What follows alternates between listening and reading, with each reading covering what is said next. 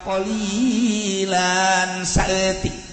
sakadar 70-an atawa 100-an padahal eta teh 1000 kadeleuna teh ngan sakadar 70 kadeleunangan sakadar 100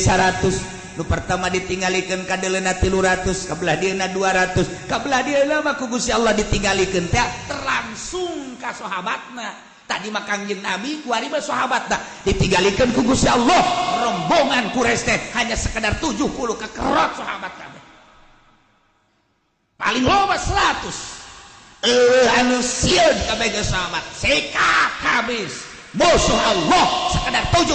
sekedar 100 sekat habis ulah diaya ke dalam dunia bayangkeun 1000 tapi kadeuna 70 mukjizat Gusti Allah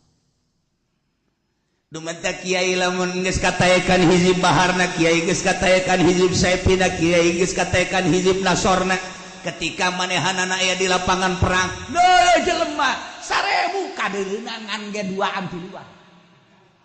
jeung kadeureuna deui lain gede jelema teh sagede beurit tah lamun urang geus kawirid hizib bahar hizib saip hizib nasor kadeleuna jelema geus kasagede beurit geus jadi kakarake lamun gedean ulah maka perang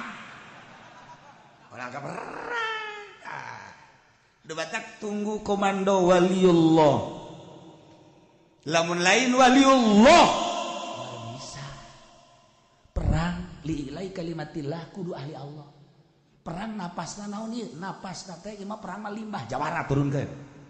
limbah pabrik sama urusan anak jawara turunkan sama kos gitu langsung ngajakan kiai